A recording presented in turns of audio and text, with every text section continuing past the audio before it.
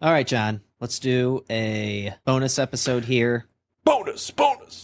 There was a question on Reddit that piqued my interest. It was, how many pop punk bands, if any, would you say are in your top 5 bands of all time list?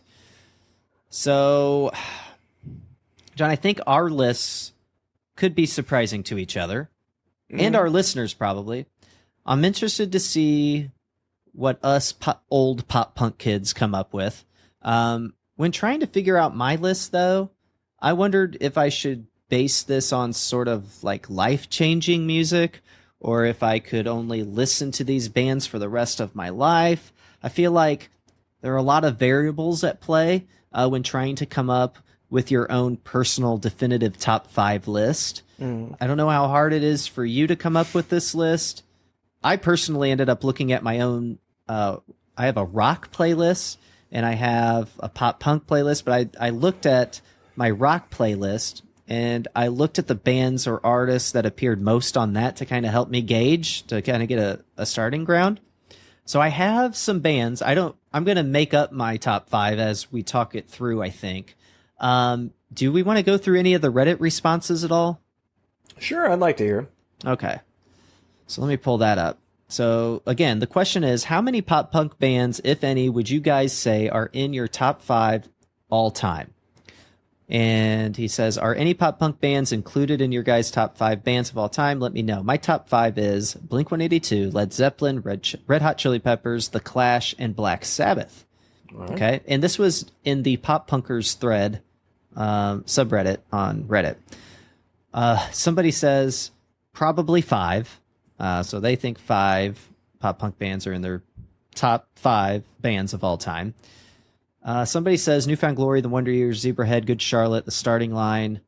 A lot of people on here, it seemed like, have a lot of pop punk bands on here.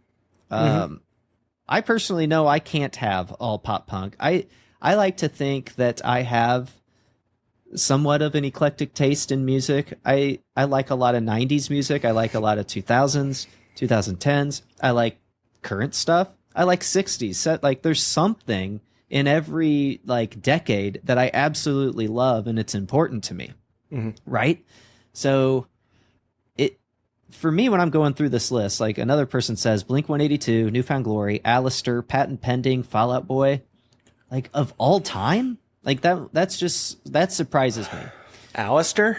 Like Alistair, Patent Pending, like I know who Patent Pending is. I couldn't name a Patent Pending song.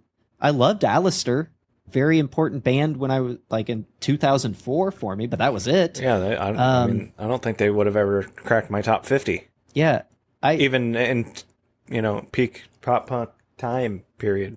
Now I'm not going to dog anybody for just. I'm dogging Mr. Alistair there. But I'm not going to dog anybody for having like they love pop punk, right? Sure. But to me, that just seems like you only listen to one genre of music. Like you really should do yourself a favor and branch out. Like you really should, because pop punk, I love pop punk. And I'm going to tell you right now, John, for the last few weeks, I've been on a country kick, listening to a lot of country music, more so than like the scene that we cover and stuff. But I just forgot how good country music really can be. I don't like it all, but I forgot how good it really can be. And I think it's good to kind of step out and take a break from stuff. Like, there's a lot of good music out there, a lot of different genres. So it just surprises me when somebody's top 5 bands of all time includes all pop punk bands. Yeah. I find what I'm listening to is kind of influenced by the shows we watch sometimes, because sometimes shows will include music that you're familiar with and you just haven't thought about in a while. Sure, yeah, absolutely. So we just watched The Bear, season 2. Yeah. There's really good tunes throughout that. So yeah, there was we just got finished on Netflix. I think it was called Pieces of Her.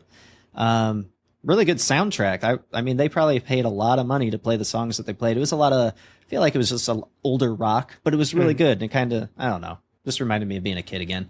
Yeah. But yeah, so where are you at? Do you, I mean, at this point in my life, your top 5 list, I don't think there's any pop punk in my top 5, really. You wouldn't put any?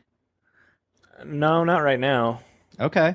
So I mean, if we've stretched it out to 10, I think it might have a couple fall in there, but okay.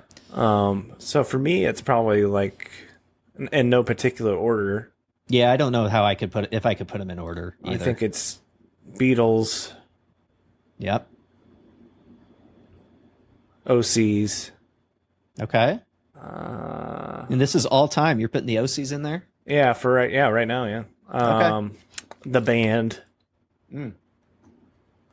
Talking Heads. Okay. Probably the Replacements. Okay, wow. Okay. For me, I mean, I have a lot of bands written down here, and they were just like what was coming to me, so I don't even know if this would be it. I feel like the Beatles for sure. They have to be on there because, you know, so many hits, very influential, arguably the best rock band in the history of music. I would say they are the best rock band in the history of music. And you can argue, as far as batting average goes, yeah, I think sure, they're probably the best. But you could argue that without any contributions from the Beatles, pop punk wouldn't even be a thing. I mean, who knows what rock music in general would sound like? Might have taken longer to get there. Yeah, exactly. So yeah, actually, that was another kick of music that I had over the last couple of weeks was the Beatles. Oh, and I should mention I got on that Beatles kick because Paul McCartney was on Conan O'Brien's podcast, and I listened to that whole thing. Just hearing him talk, I don't know. It's just a wise guy and has been through so much in the biggest rock band we've ever had. And just hearing him talk was just so awesome. So it put me on a Beatles kick. So the Beatles for me are like, if I have to rate them, the Beatles are probably going to be number one. All right. But I'm not going to be able to put anybody else in order. I do think Green Day would make my list. One of the best punk rock bands of all time. Without them, we never get to pop punk that we all know today, for sure. And they're just one of the best live bands I have ever seen. I get excited if I'm watching a live performance on YouTube or on, streaming or whatever.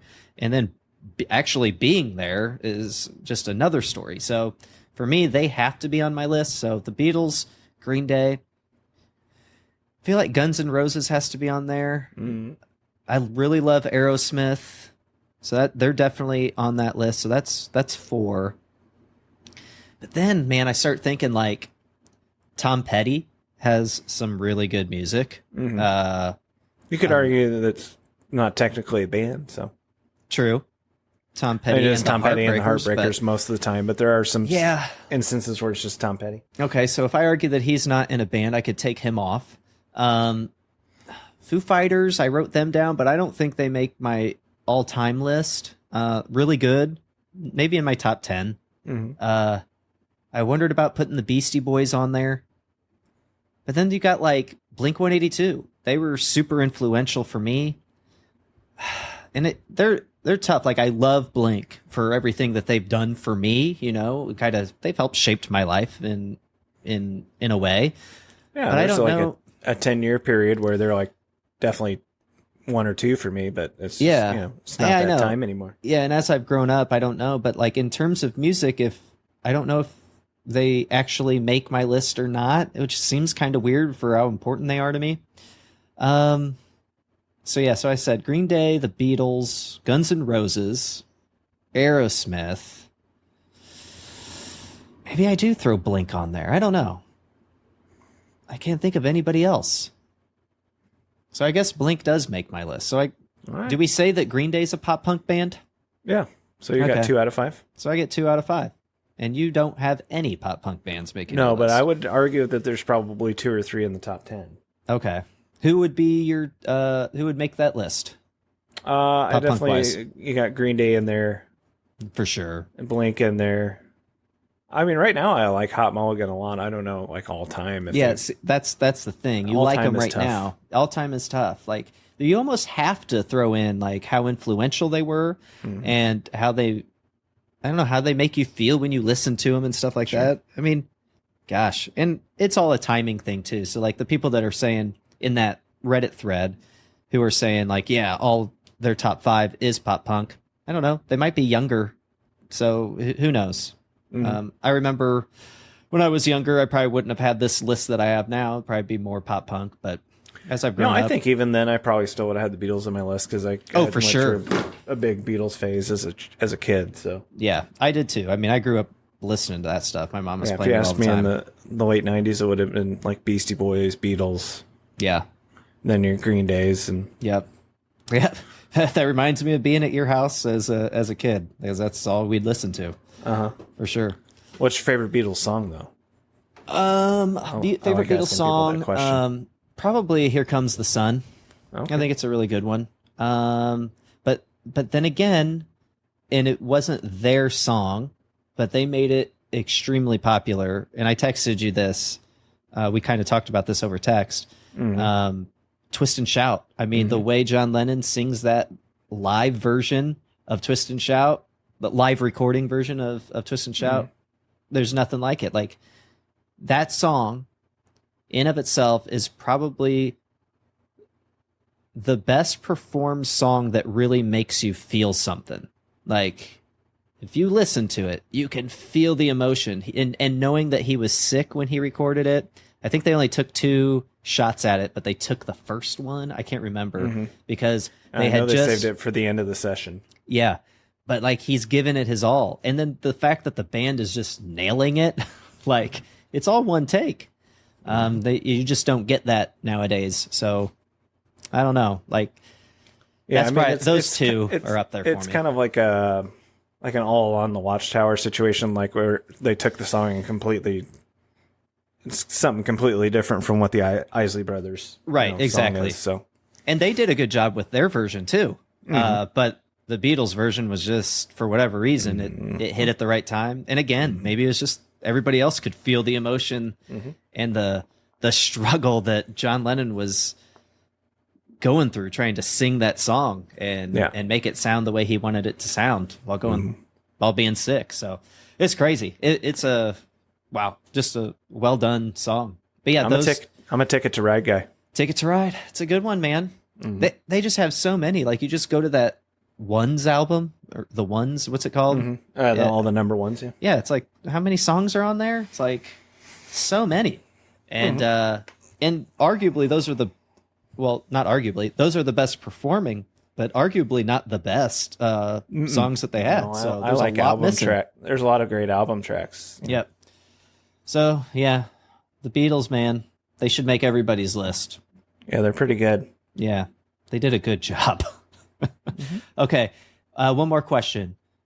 What about if you could only listen to one style of music in one specific decade? What would you pick? You get one decade, one specific music. So you could go like 80s pop, you can go 80s rock, 90s punk, I mean, whatever. 60s jazz. 60s jazz. You'd go with that. You can only listen to that for the rest of your life. All I can listen to. Okay. There's so much. I mean, if you did 60, it's kind of like if you did 60s rock. There's just so much growth through that decade. Yeah. 90s alternative would be another one where I could live just listening to 90s alternative music. Yeah. So I thought about that too. That's an important genre, time specific era, I guess. And it's a pretty broad genre too. Yeah. But I think mine would have to be, because everybody that listens to this podcast knows I like hits. I like earworms. So I would have to pick something that has a lot of melody. And so mine would have to be pop rock or mainstream rock from the 90s probably, because I love 90s music. That's when I did the most of my growing up as a kid. So for me, that definitely kicks out pretty much all of the pop punk.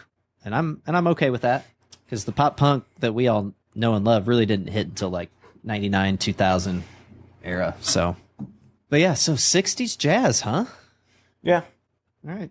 At this point, I mean, if you ask me, in a couple years it might be different. But. All right. Well, maybe we'll redo this episode at that point. I'm just waiting for the jazz episode of the podcast. Oh, it's coming, baby. Let loose. It's coming. Okay. Well, the most I could do is maybe bring somebody on named Chaz. But It's not- Chaz. yeah, might be the closest we get to jazz. Just some guy right. named Chaz. So I'll see I what don't I can really do. know for much you. about it. I just like You just like it. You didn't get into it just until like it. like a few years ago, though, right? No, it was something that happened with the record collecting. Yeah, it's just you happen upon okay. it and start collecting it. Yep. It's like getting those drive-through DVD samplers, CD samplers, and then so you found out about the Finch stuff, right? And you said that they're going to be sending Next those? week, yes. Okay. Give me what it is to burn vinyl, Finch. Damn it. And then did you ever get on drive-through about the Houston Calls? No, Oh, I'm not going to say the joke. dude, I'm setting you up. I Just can't say repeat it. No. Just say it. Okay. Mm. It was good. The joke that you said was good. And I'm just going to say it for you. I have to go back to our text message. So I said I was upset that Drive-Thru hasn't sent out the Houston Calls DVDs yet. I said I hope Richard gets vinyl. Yeah. Or oh God, did I say CDs? You said DVDs. CDs nuts. I said I hope Richard gets Athlete's Foot on his love handles. Because John was so mad that we don't have the Houston Calls vinyl yet.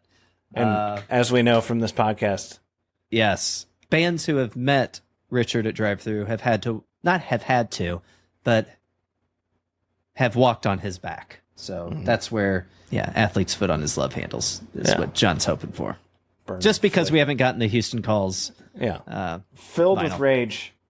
All right. But yeah, drive-thru, if you're listening, send those damn vinyl out. Come on. Let's go. All right. Bring. John, we're closing it out. That'll do it for this episode, guys. Thanks so much for tuning in and listening and hanging out with us. Please leave us a review in Apple Podcasts and or on Spotify. A 5-star review is always greatly appreciated. And please let us know what you're liking most about the show and what you'd like to hear more of. So with that, thanks again. Remember, spread love and peace.